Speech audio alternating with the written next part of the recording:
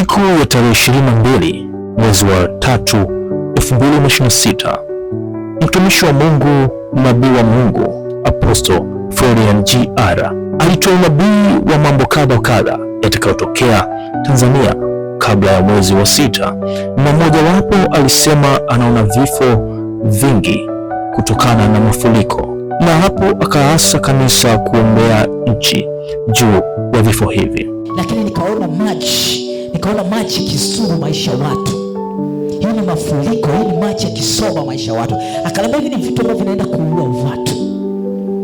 Kama msipoomba kama kanisa, 2026 kutakwenda kuexperience mauaji au vifo vya kupita kawaida. Na tarehe 25 imekuja kutokea huko Mbeya, ambapo watu 18 wamefariki kutokana na mafuriko ya maji. Mnamo tarehe 25 mwezi wa 3 mwaka 2026, kati ya saa 6 za usiku hadi saa 9:30 za usiku, katika kata za Mkunga, Lupepo, Kawetere na Ikuti zilizoko katika wilaya ya Rungwe katika mkoa wa Mbeya, mvua kubwa iliyoambatana na upepo ilinyesha na kusababisha vifo vya watu 18.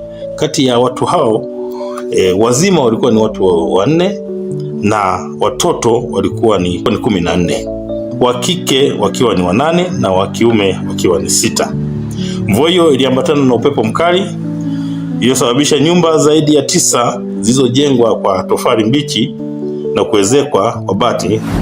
Na hii ni sawasawa na neno la Mungu linaposema kwamba katika kitabu cha Amosi 3:7, hakika Bwana Mungu hafanyi neno lolote asipowafunulia watumishi wake manabii siri yake.